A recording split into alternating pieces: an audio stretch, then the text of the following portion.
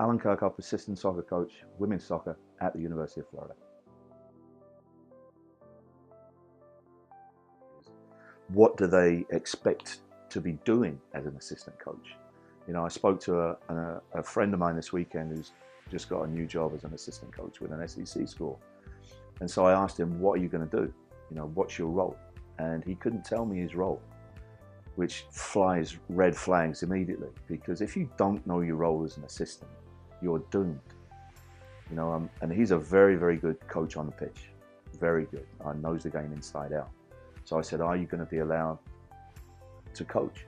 And he said, well, not really had that conversation yet. And it's like, oof.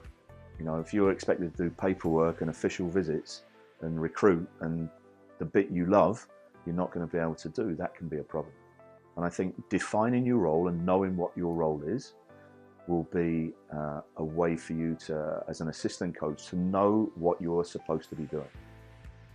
I think some of them get caught up in, I'm going to be the one running all the field sessions, and then they don't do any, and it's like, well, what am I doing? To my younger self, it would be, you need people around you that hold you accountable for what you do. Don't think that you can do it by yourself. To go back to SMU days, we started the program at SMU. We got good very quickly. So now I'm thinking, wow, you know, I must be pretty good at this thing.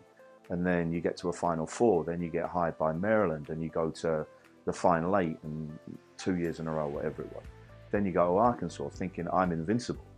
You know, I can do this, even though Arkansas had struggled a little bit in terms of where they were, you know, weren't making the SEC tournament, weren't getting in the NCAA tournament. I go in thinking I can change this.